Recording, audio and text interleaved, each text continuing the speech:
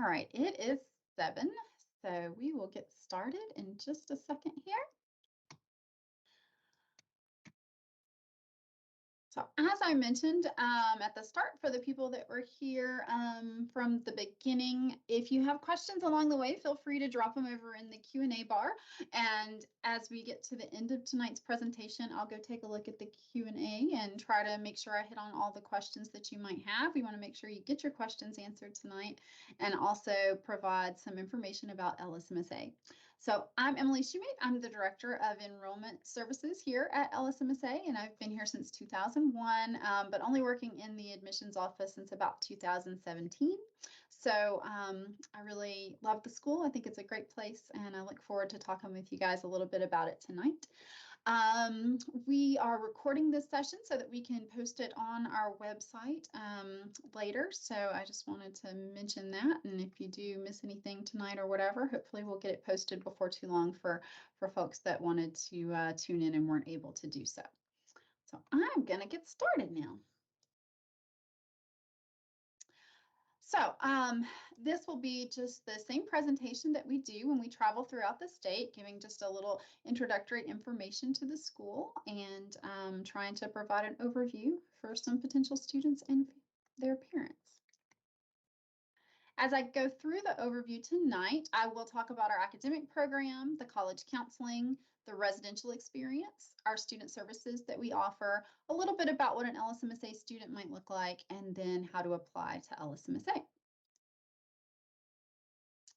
So we were started in 1983 by the state legislature, and we were designed to be a school specifically for students in the state who needed more than a traditional high school might be able to provide in terms of academic advancement. And so students come to us from all over the state and live in our residence halls and take classes with our faculty. And so we're still kind of a pretty well-kept secret in the state, unfortunately, but it really is a great opportunity for those students who are looking for a bit more of a challenge than their traditional home schools might be able to provide. Located in Natchitoches, and so we're on the campus of Northwestern State University, but we're a separate institution. And this is a quote that we like to reference. It was from the school's first yearbook. So that group of students that came to LSMSA when the school first opened in '83 were sort of pioneers. They were risk takers. It was a brand new school. It was a brand new experience, and nobody was 100% sure how it was going to work out. And they took the chance to come try to finish their education here in Natchitoches at LSMSA. And they put this quote in their yearbook, and we think that it pretty well summarizes the experience that most students do have at LSMSA. We are a very small community, and our students get very close to one another. They get very close to their faculty and staff because they're living away from home and away from their parents. Faculty and staff step into a bit of a surrogate parent role, and so that does really create sort of a family atmosphere, and most of our students do start to feel that LSMSA is a home away from home for them. So just a little bit about our campus. I mentioned that we're on Northwestern's campus, but we are separate from them. We have our own academic buildings, our own residence hall. We'll talk a little bit about the classes and the opportunities, but our classes take place mostly in our high school building, our Center for Performance and Technology, and then our Music and Arts building, with some of our health and PE classes taking place in the gymnasium. Our students all live on campus, even if they're from Natchitoches, and they live in our Living Learning Commons. And this is a brand new residence hall. It opened last fall in 2021. So we've had about a year and a half of students living in the residence hall. And it's a really outstanding facility. We'll see a few pictures and talk a little bit about the resources in the residence hall in just a bit. And because we are on Northwestern's campus, our students have access to Northwestern's library that serves as our library. And so that's really an outstanding resource for students when they come to do research, to have access to a university library. We have some really basic fitness equipment for students to use on our campus, but students that want more of an opportunity in terms of some fitness equipment are able to purchase a membership to Northwestern's workout facilities. And also our students get to attend many of the arts and sporting events that take place on Northwestern's campus for free with their student IDs. So that's a good resource for us.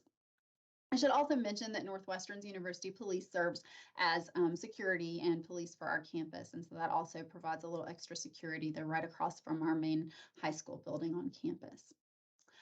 So to switch sort of into the academic experience, one of the things that I think makes LSMSA really unique and a great opportunity for bright students is the size of our classes. We have very small classes with an average of only 11 or 12 students in most of our classes. A few of the entry-level classes that all students take might get a little bit higher, but even there, probably 16, 17 is going to be about the cap in terms of how many students would be in one classroom. And then as you move up into some of the upper-level electives, some of the classes students may be taking, particularly by their senior year, we start to maybe get into even smaller groups. And so I think we're looking in this picture at one of the upper-level classes that Mr. Berkman teaches. He's one of our math instructors, and so we see that he's in a room with 4 students, and that's the class. And so that provides a really close opportunity for the students and faculty to work together. It's easy for the faculty member to assess how the students are doing and move at the pace that they need to move at, and they're also able to really able to develop relationships with their faculty as they get to know one another in those small group settings. So we're very proud of our class sizes. The other thing that really makes our classes pretty outstanding is just the nature of the faculty that we have. So our faculty are college credentialed faculty. More than 80% of our full-time faculty hold a PhD or another terminal degree in their field. For our arts faculty, that's going to be an MFA. All of our faculty have to have at minimum a master's degree in the field that they're going to teach. So if you're taking a class on our campus, you're taking class probably with somebody that has a PhD in that field, at least somebody that has a master's in that area. So they're experts in their field. They're passionate about what they're teaching. They love teaching at LSMSA. We have really good faculty retention because our students are really fun to teach. And our faculty know that they have a real privilege to be able to have a classroom full of eager and attentive and really invested students. And so it creates a really nice dynamic between an energized faculty and energized student body. And then the faculty teaching at the level that they're able to because of their levels of expertise. We're frequently recognized by Niche as having one of the best faculties in the state. So our classroom experience, in addition to having college credentialed faculty, all of our classes are taught at the college level. We use college textbooks, although we provide those textbooks so you don't have that college textbook bill that you will when your students are in college.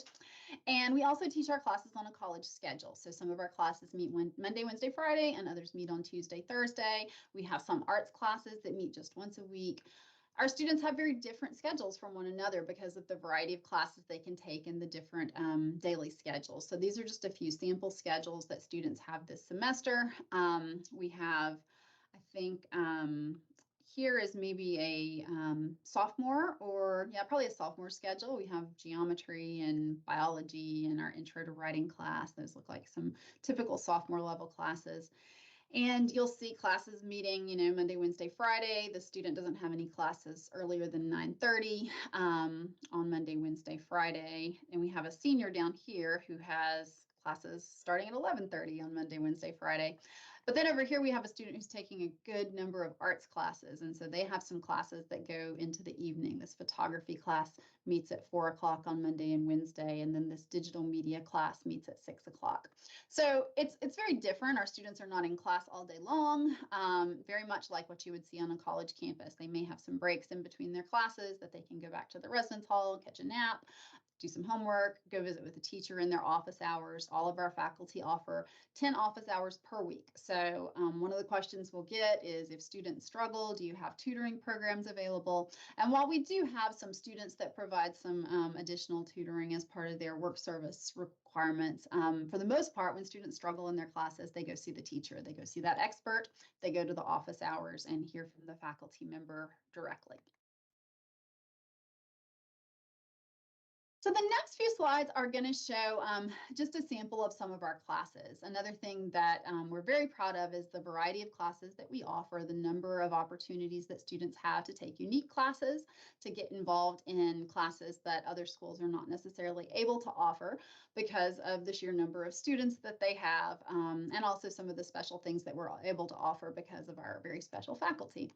So we do ask students to meet the Core 4 graduation requirements. We try to make sure that all students qualify for TOPS when they graduate in case they want to stay in state for college.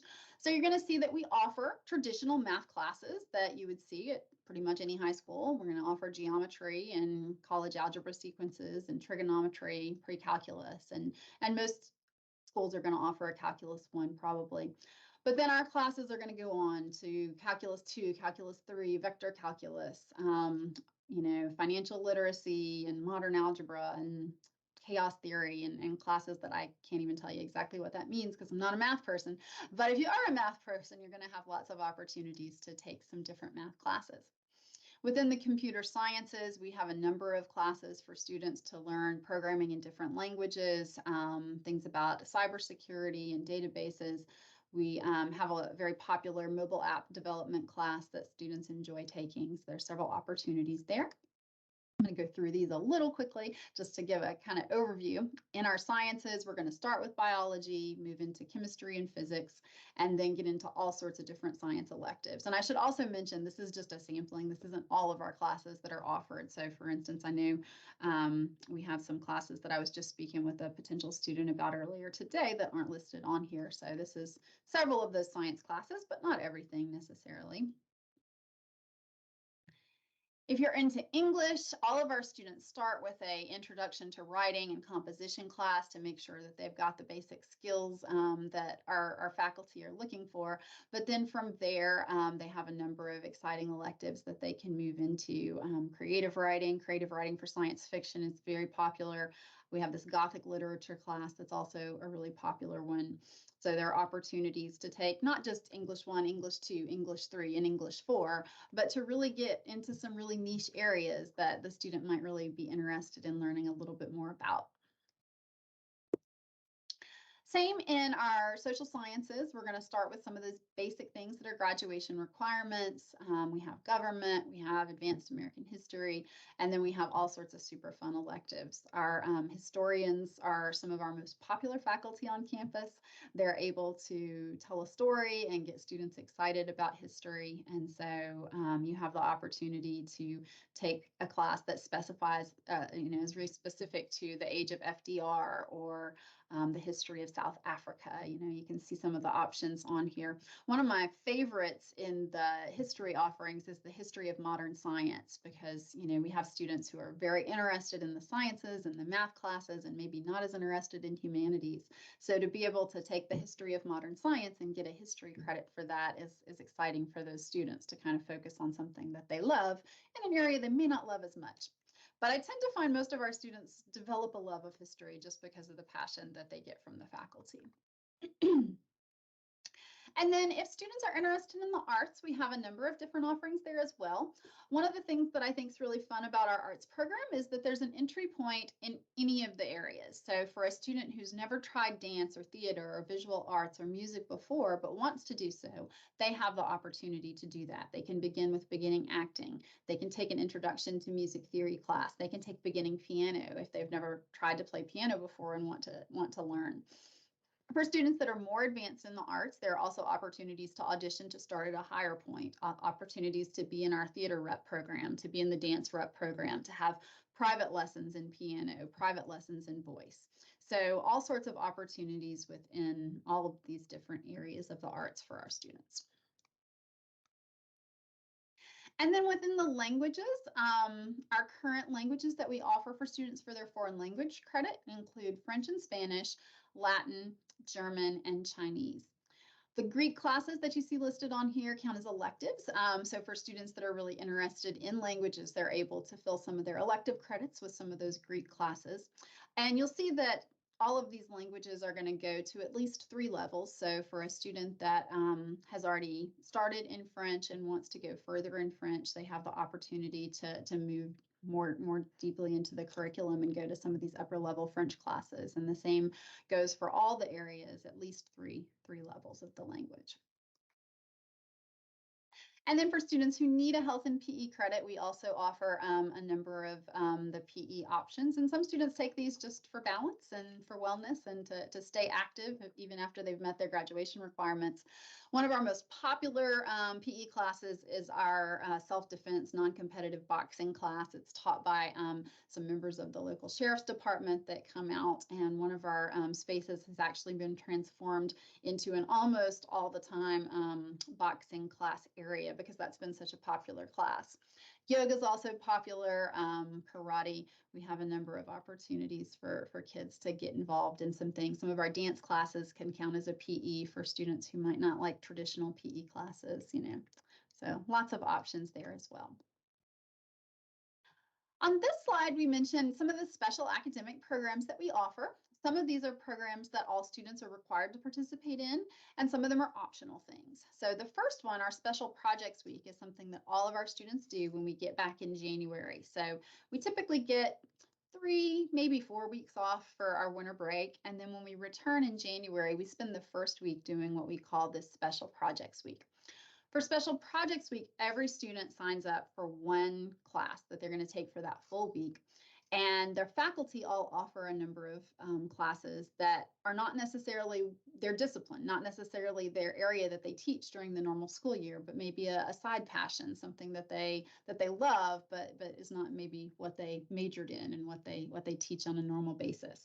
So we just finished Special Projects Week. We're starting our first week of school this week. So last week, our students were taking classes like aviation, writing a sitcom, an introduction to opera, a class on climate change, a class on cuisine, cultures, and religions of Asia, and then adventures in tabletop role play.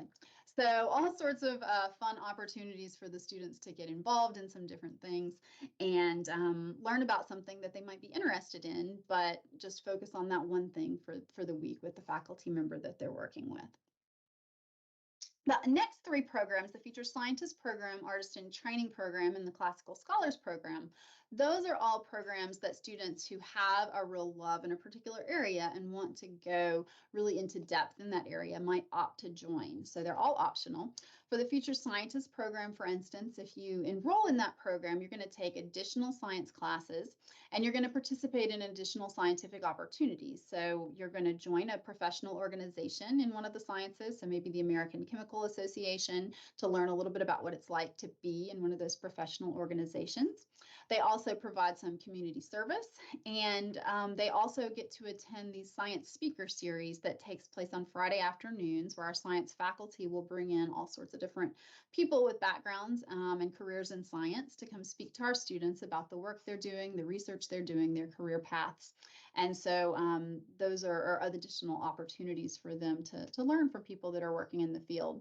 The Artist in Training Program is similar. You'll take additional arts classes. You'll take some master classes. We may have a master dance class or a master voice class with different artists coming to visit the campus and teach these classes to the students. And then the Classical Scholars Program is taught by is organized and coordinated by our Latin instructor. And so that's where some of those upper level Latin classes and the upper level Greek classes that we saw on a previous slide, those students participate in the JCL competition each year. And so that's all optional areas for students who really are interested in those specific topics. And then for students who really want to delve into a deep research project, we have options for students to complete either a senior capstone project or a distinction project. These are projects where students do independent research or research working with a professional. A lot of times what happens is the student proposes their research plan in the spring semester of their junior year, and they complete this research during the summer between the junior and senior year, spending the fall of their senior year writing a paper that goes over what they've learned from their research.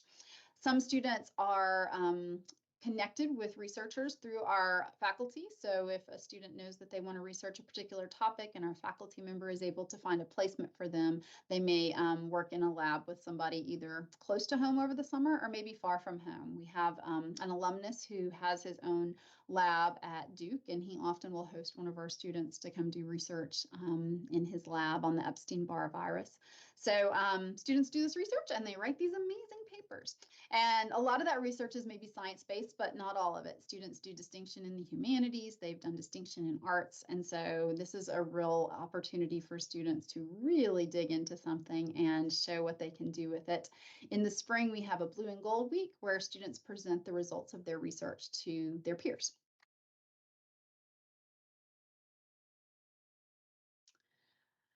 College preparation is obviously a really important area, and certainly we feel like all of our classes are preparing students for the college experience. We hear that students find college to be much easier than they expected after they graduate from LSMSA because they've become familiar with what it's like to take classes at a college level, what it's like to read textbooks that are written at a college level, and also just the independence that's necessary to manage their time and manage their own choices and behavior, what time they go to bed at night, that sort of thing.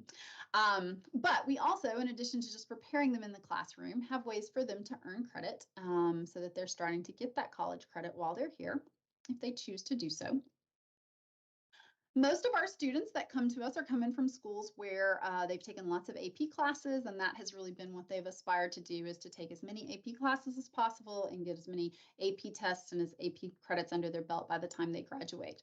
We don't really offer traditional AP classes. We do offer the AP tests. And so our philosophy is generally, for instance, if you've taken US history with Dr. Stevens and you've done a good job in that class, and you want to take the AP test for US history, we think you're probably prepared. And we find that our students who do opt to take AP tests generally do pretty well on those tests.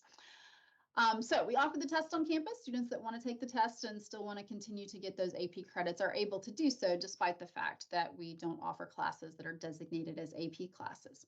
Rather, all of our classes on their transcript are designated as college level classes. And so the way that most of our students opt to get college credit while they're here is not through AP tests, which have an additional cost associated with them and that sort of thing, but instead through dual enrollment or articulation agreements. And I think, no, okay, I thought I had another slide, but I just remembered it's all on here. So with the dual enrollment, we have more than 80 classes on our campus that Northwestern State has taken a look at and decided this class is the equivalent of this class that we offer at Northwestern. And so students who want to take that class on LSMSA's campus with LSMSA's faculty can choose to dual enroll and get credit from Northwestern for the classes that they're taking on our campus. So it's not an additional class, it's not a different teacher, and there's not an additional charge for those classes. So at any point, we might have a calculus class, a US history class, a chemistry class, where some of the students in the room are taking the class for dual enrollment credit, and others who have decided that that's not something they want to pursue are not. They're just taking it for straight up LSMSA credit, but it's the same class for all those students. Students can dual enroll through Northwestern or through ULM, but more of our students choose to do so through Northwestern because Northwestern currently does not charge them any additional fee to do that dual enrollment. The other option for students to get credit for the work they do at LSMSA is through articulation agreements. So we have 13 universities who have worked with us to form an articulation agreement. And what that means is the student does not necessarily have to make a decision while they're taking those classes about whether they want to do it as a dual enrollment class. They can just take the classes, move through the curriculum, take what they need to graduate from LSMSA. And then when they decide to go to a specific university, if that's a university where we have an articulation agreement, they'll have an opportunity to sit down when they get to that university with the registrar, another individual of that staff, and they'll look at that articulation agreement and basically look at, okay, so you had chemistry at LSMSA, you get credit for this chemistry class at our university. So with those articulation agreements, we have many students who start school as sophomores once they get to the university. There are so many opportunities for them to get credit for the work that they've done at LSMSA. So both dual enrollment and articulation agreements are good routes for our students to those credits. I should also mention that with the dual enrollment options at Northwestern and ULM, our students have the opportunity to earn an associate's degree while they're at LSMSA. I think we have about 40 or 45 students in this year's graduating class that are pursuing that associate's degree. And again, it's just taking a specific course of classes while they're at LSMSA. They do have to meet certain requirements in order to get to the associate's degree. Other students don't go for the associate's degree, but they may choose they're going to dual enroll in these classes and go ahead and create that college transcript that's then kind of portable. So when they go to another university, that transcript that they formed at Northwestern or ULM will travel with them as well. In addition to all those college credits, we focus a lot on college counseling. We have a college counseling center that's staffed with 2 counselors and 1 administrative assistant. And their full-time job is to help students with the college application process and the college search. So all of our students during the spring of their junior year and then again in the fall of their senior year are enrolled in a college counseling seminar class. This class is built into their schedule. I think if we went back, we might see it on one of those schedules that I had put on a previous slide. So it's built into their day. There's a time for them to go to the college counseling center, for them to work with their college counselor and start the process. And so that involves meeting with recruiters who come to our campus, exploring some of the different colleges that are available, learning more about our articulation agreements and what their options are going to be if they go to ULL, or what their options are going to be if they go to this other school, exploring programs of study. ACT prep, there's some additional work they can do to try to pull up their ACT scores. And then once they get into the senior year, actually applying to colleges, writing their letters, applying for scholarships.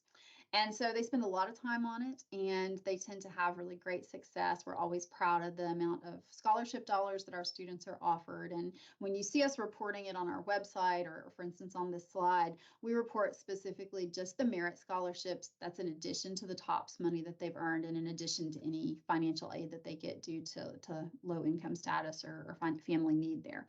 So lots of money. I'll mention that there were about 100 or so students, 102 students maybe in that class of 22, that money was kind of divided between, and those college credit hours were divided between. So it's a pretty good deal for our kids. We're also proud of their exiting ACT score. The state average for seniors graduating from high school was 18.7, and our average graduating ACT score is at 29.1 currently. So now we'll shift and talk a little bit about Res Life and the residential experience for students living on our campus. This is a shot of that new Living Learning Commons. This is the main lobby area where our students are able to gather for study and to visit with one another, to wait for parents to arrive, and to interact with staff at this front desk. This front desk of that residence hall is staffed 24 hours a day. The residential life staff, who we'll talk a little bit more about in a minute, are at the desk from 7 a.m. until 7 p.m. And then we have security that comes from the Sheriff's Department that's there overnight from 7 p.m. till 7 a.m. I'm sorry, residential life staff is there 7 a.m. to 11 p.m. And then the overnight security is 11 p.m. to 7 a.m. Got that mixed up. All right, so the building, as I've mentioned, was opened in fall of 21. So we just have our second group of students living in the building. And we were so excited to get this facility because we had struggled for a long time with aging residence halls. So it's so nice to have a facility that our students can enjoy experiencing while they're on campus. The building's designed with 3 towers, and there are 10 halls in the building. 2 towers each have 4 halls, and then there's a flex wing that has 2 halls above the common spaces. There are 9 suites on each hall, and we'll talk about the student suites and rooms in just a minute. On the first floor, there are some common spaces. Those are the areas where our students from the different towers are able to mingle. So male and female students are not able to go onto one another's towers or to one another's rooms, but there are these first floor areas which are monitored and supervised, which is where those students are able to visit with one another. And so on the first floor, we have a game room with pool and ping pong and air hockey and a number of board games and card games. There's a large student lounge where they have bigger activities, maybe karaoke or open mic nights. There's a Nintendo Switch and a big old screen that they can get together and play games and things like that.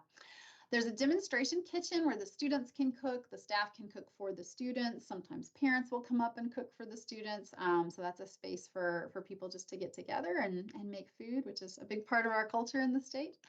And then there's also a health clinic that's staffed by our nursing staff, and I'll hit on that again in a minute as well. So I mentioned a couple of times the residential life staff. We recognize that the students that come to LSMSA are not college students. So even though we're going to treat them very much like college students in the classroom and in terms of the academic opportunities that we give them, they do need additional supervision, additional support in their residence life piece of things. And so each hall in the residence hall has an adult that lives on the hall, and it is their full-time job to be there to take care of the students, to answer questions, to be a support for them, to check in on them regularly, and to plan social activities to make things fun for them. So each hall staffed with an adult. This is their full-time gig. They have to have a bachelor's degree to be a student life advisor or student life coordinator, and many of them may have a master's degree or are working on a master's degree. So each of those hall communities, the students live in suites, and there are 2 students in each room and 4 students in the suite. So when you enter the suite, you're in the bathroom, and there's a shower with a door, there's a toilet area with a door, and then there's a vanity area that has cabinets and drawers and some mirrors for those 4 students to share that specific area. And then there's 2 rooms, and so just 2 students in each of those rooms. The rooms are furnished with these loft beds that has a desk and a dresser underneath it. There's a closet at the back of the room that you can't really see in these pictures. And then students bring things to make the rooms homier and warmer. They bring rugs, they bring little refrigerators, posters, and things like that to make it a little bit more like home. I'll also mention that every hall in the residence hall has an accessible suite included. So we do have students who are unable to use a loft bed or unable to climb into the loft bed for whatever reasons. And so there is an opportunity for students who need an alternate space to have a different setup there. But this is the standard setup that you see in the rooms. Also, on each of these hall communities, when you first walk onto the hall, there's a common space that has a smart TV, it has a Keurig style coffee maker, it has microwaves and a wireless printer. And so the 30 to 36 students that live on that hall are able to share that space. It's a space they can come together for hall meetings with their student life staff. It's a space where they can have hall birthday parties, or just go and make a cup of coffee or cook some ramen noodles or something like that. Also on each hall, there's a laundry room, and the students just have to provide their own detergent and their own labor to get the laundry done, but they have the laundry room right in the center of the hall. The staff member lives around the middle of the hall. They have an office around the middle of the hall as well. And then down at the very end of the hall is a small study room that's specifically for those students that live on the hall. There are many, many policies in our Res Life program to try to keep the students safe and well, and everything running smoothly. But a few that I like to hit on at this point, just for parents that are wondering, can I really do this? Can I really let my student go live in a residence hall at this age? Some of the things that I hope will reassure you a little bit. One is that we have a very detailed sign in and sign out process. Students are not able to just kind of go wherever they want, whenever they want. They have an app on their phone that they use to, in some cases, let us know where they're going, and in other cases, ask for permission to go somewhere. So there are some things that are a little simpler. In between classes, you have a break and you want to run across the street to the Pizza Hut or the Smoothie King. For those sorts of things, the students are able to just kind of tap on their phone, I'm going to Starbucks. And the Res Life staff that are at this front desk here, they're able to see on a graph who's at Starbucks and who's at the library and who's on campus, that sort of thing.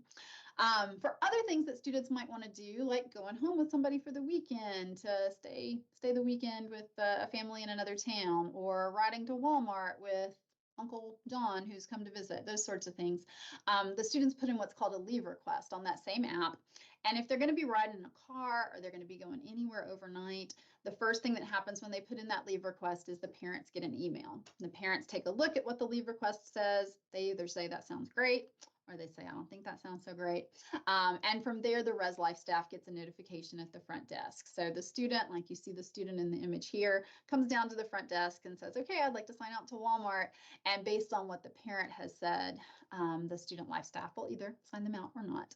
So we use those policies to keep up with where everybody is, and also make sure that parents still have a voice in what their students are and aren't allowed to do, particularly when vehicles are involved. We have an afternoon check-in period. I've mentioned that students are on a college schedule, so we don't all see them at the same time in the same place very often. So every day, somewhere between 2 and 7 p.m., they have to stop by this front desk and they have to let us see their faces and they get marked present. If we haven't seen them by 7, somebody's going to be looking for them and figure out where they are. We also have a curfew. At curfew time, they go to their rooms. They have to stay in their room from that point on till the next morning, or at least in the building. They do get to move about a little bit in the building. But at curfew, their student life staff member comes by and does a room check. So they have to see their faces. And this is also the time that the student life staff really kind of checks in with them. If there's going to be a hall birthday party, it's going to happen around room check time. There's going to be some room inspections to see if their rooms are reasonably neat. That's going to happen at room check time. So that's a real important time in the day since we don't have like homeroom or the same schedule. Room check is a time that we know everybody's in the same place at the same time and we can check in, connect, communicate important messages, that sort of thing. I've already mentioned that parents always have a say-so if students are going to ride anywhere. Our students can bring cars to campus, and if they do so, it's going to mostly be to drive to and from home on the weekends. There are some driving privileges that they can earn after they've been here for a little bit, but initially they don't really get to just drive around town. They just drive to and from home if they want to do that. But for that, again, parents are always going to have the say-so in that. So if a student does have a car on campus, before they leave anywhere with that car, they're going to have to get the parents' permission for that and the staff's permission. And then for the weekends, almost any weekend that they want to, students can go home. We have maybe 2 or 3 weekends a year that we consider required weekends, and we ask them to stay on campus for some different things that we're doing. But those are obviously pretty rare. Most weekends, as soon as they finish their classes on Friday, they're welcome to go home with parental permission. And then they can come back on Sunday, just as long as they get back in the residence hall and stop by curfew and ready for room check. So I would say on an average weekend, maybe about 50% of the students go home. A lot of it depends on how far away they live and how easy it is for them to get to and from home. And sometimes what they have to do on the weekend. Sometimes there are things that they need to stay on campus for just because they feel like they need to stay on campus, not necessarily that they're required to, but that it would just benefit them to be here for a study group or a club activity or a club meeting. We also have what we call extended weekends. So we think it's important that these kids get home at least about every 4 weeks, if not more frequently. So about every 4 weeks, we take a break. And some of those are going to be normal breaks that you would expect for a school. So in November, we're going to take a week off for Thanksgiving. Because we're in Louisiana, we're going to take a week off for Mardi Gras. We're going to have a week for spring break. So we have some of those naturally built-in holidays. But in months that don't have those sorts of holidays, we do what we call these extended weekends. So you'll see towards, say, the end of September, we'll have a day that students will dismiss classes. We'll have a shortened schedule, usually on a Thursday. And so classes will wrap up by 12:30 or so, and the residence halls will close about 4 o'clock. And so the students don't have to go home, but they can't stay here. We encourage them to go home. It's important for them to see their family, sleep in their own bed, see their pets, have a home cooked meal. So about every 4 weeks, there's going to be a trip home for most students, and for other students much more frequently. Some students go home every weekend. I will mention that for those extended weekends, if you live in South Louisiana, we have a bus service where students can purchase a ticket to ride on a charter bus. And so that eases the driving to and from campus a little bit for the parents. Unfortunately, we generally don't have enough students from North Louisiana to support the bus. So it tends to just be a South Louisiana thing. But if we have a year where we could support it, I know we'd be open to making that happen as well. For some of the student services that we provide, that's going to include our health services office. We have a full-time RN, a full-time LPN, and then also a full-time CNA. And those 3 ladies staff that health services center. So we have a health services office on the first floor of the LLC where the students live. And each morning it opens up, Nurse Mary comes in and she's available to give morning medications for students who need medicines. She's able to assess students who aren't feeling well and think they might need to miss class or might need a doctor's appointment. She's able to provide all sorts of services. She can give allergy shots. She can get telehealth set up. And if a nurse practitioner suggests that we need to run a flu test or a strep test, she's able to do a lot of those things on site. If she's not able to take care of things on site, if a student needs to do weekly physical therapy while they're on campus, or they need to go see a specialist in town, as long as it's in town, we're able to help with the transportation for that. Miss Rose, who's Nurse Mary's assistant, will drive students to and from appointments, to and from pharmacies to pick up prescriptions that are needed. So for a lot of things, we are able to handle their medical needs right on campus. The nurse will always stay in contact with parents about things. If she thinks they need to see a doctor, she's going to talk to you first. If you're close enough that you'd rather take them home to see your family doctor, that's going to be fine. But if you're not and you want her to get something set up here in town, she'll do that. There are going to be some things where they're really contagious, or they're going to need to be out for a while, where we're going to have to ask the parents to come get them and let them go home to recover, because we don't want an outbreak of something in the residence hall. And we also just want them to be more comfortable when they're sick. But for lots of things, it's going to be able to be handled on campus if that's the most convenient thing for y'all. We have 2 personal counselors, and those personal counselors are able to meet with students to talk about whatever things might be going on, simple issues, stress management, relationship issues, roommate conflict, just adjustment issues sometimes, and also bigger issues when students experience anxiety and depression and those things. They can also work with our counselors. If students are going to want to be in an ongoing counseling relationship, many of our students now are doing teletherapy with a counselor from home, and we can provide spaces for that. And we have other students who get set up with a counselor in the Natchitoches community. And again, our staff can help with transportation to and from appointments. But our counselors are there for crisis response and for short-term things where they can work with a student a few times and maybe get something sorted. And they're also on call 24/7. And I'm going to back up a minute because I didn't mention the nurse is on call 24/7 as well. So she has the LPN that comes in and works in the clinic in the evenings and handles students' nighttime medications. But then overnight, if something happens, she's got the Res Life staff trained to be able to do a lot of medication administration, medical assessment, and that sort of thing, but also to call her if they aren't sure what to do, if they're not sure what the best route is, or the best, what the student needs at that point. They can always call the nurse. And she does provide first aid training and CPR training for that Res Life staff every year. So they're good resources, and students that get sick in the night can always knock on a Student Life staff member's door and get support there.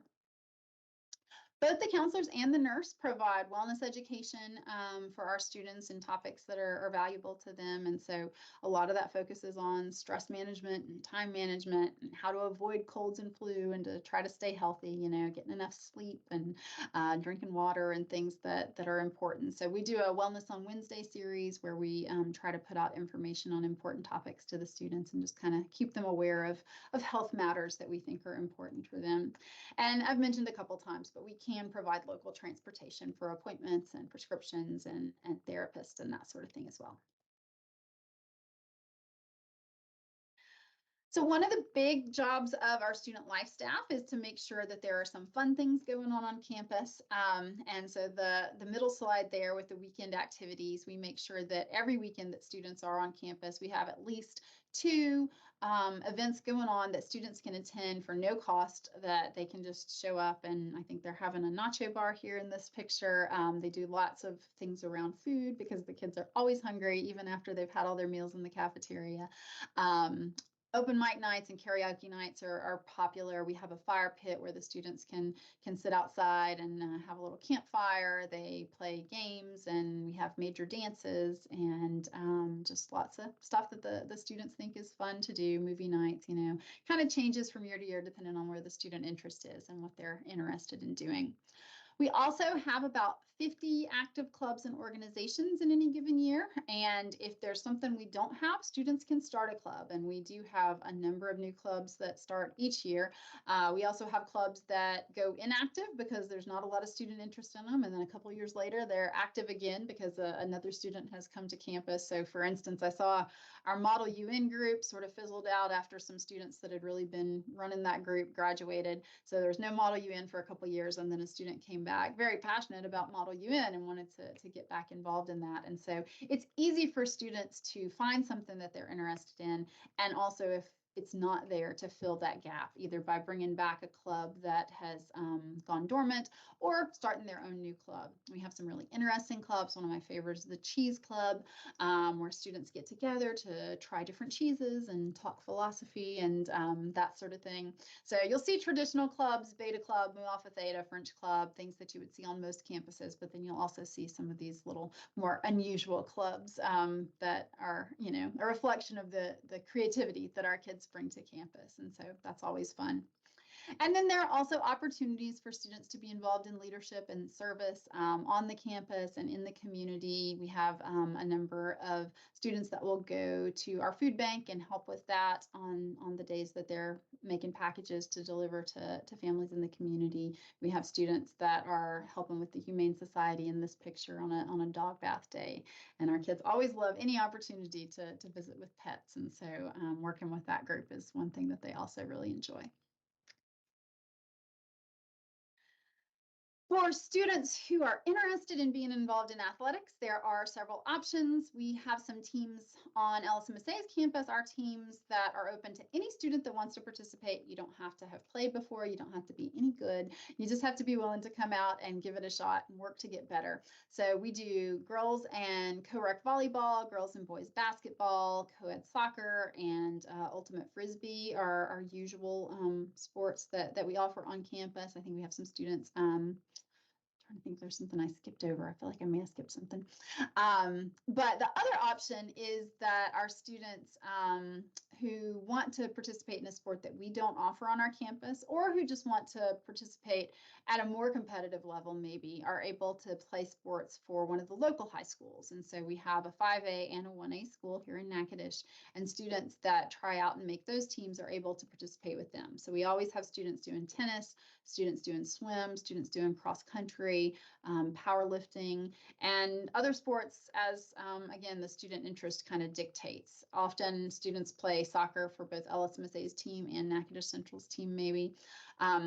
LSMSA's teams, we participate not with Louisiana High School Athletic Association, but we play in some private school leagues and some Christian school leagues, which gives us an opportunity to have some competition, but not some of the expense and some of the pressure that being part of the Louisiana High School Athletic Association might put on us. Our Coach Dale, always lets the students prioritize classes. And so, you know, if they can't make it to the basketball game because they've got a big paper due the next day, that's just okay. But we have a lot of students that do play for other schools. Usually I would say 15 to 20 students in a given year that are participating with either Natchitoches Central or St. Mary's. And so that's a great opportunity for kids that do want to participate in a sport that we're not able to offer. And then I mentioned at the very beginning, we have some fitness equipment. We have ellipticals and treadmills, a couple, and you know, some free weights, and then the big boxing ring. But for students that do want more of an opportunity to work out, want more equipment that we don't have, they can join a membership on Northwestern's campus at their rec. So this slide kind of summarizes some of the things that we think makes LSMSA so special. Again, our student to teacher ratio is better than you're going to find most places in the state. Our faculty, more than 80%, have terminal degrees in their fields. Students can be involved in clubs, athletics, community service, things that they would be doing at home as well, while also forming lifelong friendships with peers that are much like them, that are motivated and excited about school. We have very unique classes that you won't find at most schools in the state. And then universities know us. They know the work that our students do. They know the work that our faculty do. They're aware of what it means to graduate from LSMSA. And so that reputation, as well as some really good academic advising and college counseling, tends to result in lots of college credits and lots of scholarship dollars for our kids. So turning a little bit to the fees associated with the school, I know often families think that it must be super expensive to come to LSMSA, and the cost to educate an LSMSA student is pretty high. But as a public school, we don't ask families to pay most of that. Most of that is paid for by your taxes. So our students pay one fee that's about $1,200 a year that helps to offset the cost of their meals. They get breakfast, lunch, and dinner during the week and brunch and dinner on the weekends. And so that doesn't quite cover the cost that we spend on food service, but it helps to offset that. There's within that $1,200, there's a lab fee that helps with science lab equipment that's already included in there. There's no additional fees for textbooks. There's no additional fee specifically for housing or for tuition or anything like that, just that flat $1,200. There are a few arts classes that may have additional fee. It's about $25, and I think they cap that at $75. So if you're an arts kid and you're taking 5 arts classes one semester, I think $75 is the most that you'd be asked to pay. We also ask all of our families to pay a student activity fee, and there's one fee for students. I think it's $210 maybe if you're a sophomore or a junior, and then for the senior year it's $270. That fee covers their yearbook. It covers them doing laundry in the residence hall as much as they want to, and we hope they'll want to do lots of laundry and keep the laundry clean. For students during the sophomore and junior year, it covers the cost of taking the PSAT. For seniors in their senior year, it covers their cap and gown and their diploma cover, and then all the social activities that are organized by the Res Life staff. So we generally do a monthly birthday party. We do those 2 events every weekend. So all that stuff is free. We try not to charge for all sorts of things along the way. So prom is included. You don't buy a ticket for prom. You don't buy a ticket for any of our dances. You don't have to pay to go to karaoke night. We try to just get all of that in there up front. There are incidentals for families to consider. So obviously there's going to be a cost of traveling to and from campus, whether that's you driving to get your students or sending them on the bus, or if your student's going to have their own car, you have to think about that a little bit. I'll mention, I talked a little bit about that Eagle bus service. And so the way that works is the bus leaves campus on those extended weekends and it stops at a few locations headed south. It stops at Opelousas and then Baton Rouge and then Covington and Metairie. And so for families that live in South Louisiana, it may be closer to drive to Opelousas to get your student or Baton Rouge to get your student rather than driving all the way to Natchitoches. And then the return trip works the same way. You know where to drop them off. And so you got to take them to the Tire Center at the Costco in Baton Rouge, and they need to be there by 2 o'clock if they're going to catch the bus to come back on Sunday, something along those lines. Those ticket prices for a round trip ticket, it's about currently at $75 if you're doing a round trip ticket to Opelousas. That's the least expensive. If you're going as far as Metairie, it's $120. So it's not a bad price to save yourself maybe an 8-hour round trip and the gas for both directions, that sort of thing. And so we do have a lot of students that take advantage of that service. The other thing that you have to think about is just the basic supplies and spending money that students will need. They will get all of their meals provided in the residence hall, but they will want other food. They will want pizza sometimes. They will want Starbucks. They will want Smoothie King. And so there will be opportunities for them to spend money on other things. And you just have to kind of work with your students on how much spending money they're going to have and what that's going to look like. I want to mention that one of the things that we're really very serious about is that no student should not come to LSMSA because of financial reasons. So while we think that getting what students get from LSMSA for less than $1,500 a year is a pretty great deal, for some families that's still a stretch. And if it is, students can qualify and request a fee reduction or a fee waiver. Families that qualify for free and reduced lunch will probably qualify for the fee waiver. Other families that might not qualify can still qualify for a fee reduction, can qualify to get put on a payment plan so that you can spread those payments out. Or if that's still not going to work for you and finances are a concern, our foundation will step up. And so we have a nonprofit arm funded mostly by our alumni who are so passionate about the experiences they had at LSMSA. And again, they are committed to the idea that any student that qualifies to come should be able to come and not miss out on LSMSA because of finances. And so we have families that don't quite qualify for that fee waiver, but it's still going to be hard to make this work. They have 3 kids in college, they have medical bills, they have lost work, and so they ask for support from our foundation, and they always step up and provide that, not just for things like room and board fees and student activity fees, but also for extra things students need. So a student who wants to play basketball but doesn't have the right shoes for that and can't afford to get them, those are things that our foundation will take care of. So very committed to making sure students get to have this experience if it's something that they want and that they qualify for.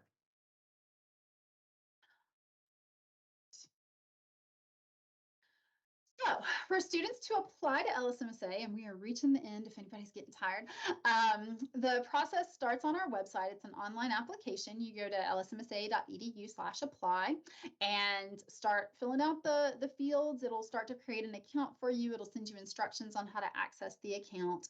That progress will save as you go on your application, so don't feel like you have to fill it all out in one sitting. There's a number of questions for this prospective student to answer, and then there are some questions at the end for the prospective parent to answer as well.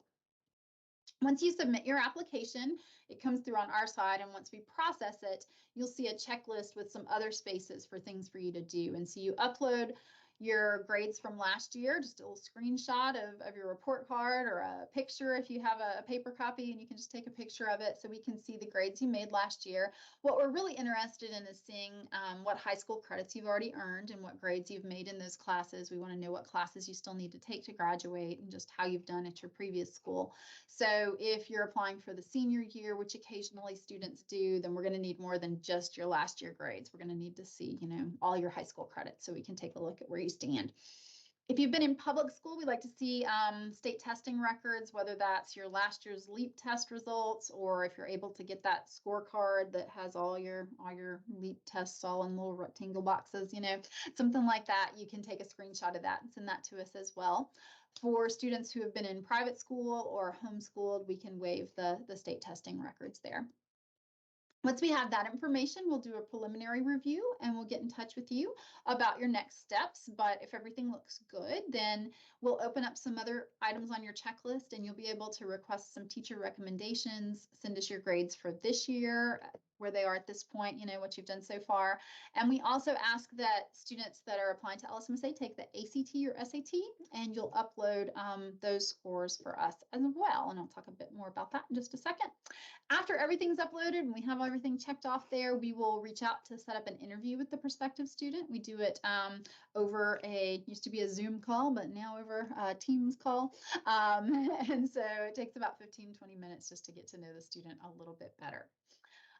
We do rolling admissions, and so we have just started our interviews right now, and we'll probably start inviting students by the start of February. And we'll continue to invite students until we run out of spaces or until it's time for school to start and we got to just cut it off. Our priority deadline, though, is March 1st. So we encourage, if possible, students to get as many of their materials as possible submitted to us by March 1st. We have some summer programs that are often designed for students who we think might need a little extra practice or support to be successful at LSMSA. And so sometimes if we think you need to come to a summer program, it's very important that you come to that program. And so if you don't have everything in to us by March or early April, sometimes those programs fill up or are no longer available. So we encourage that March 1st date if possible. But if you don't make it, that doesn't mean don't try. Still go ahead and send us your stuff as soon as you can.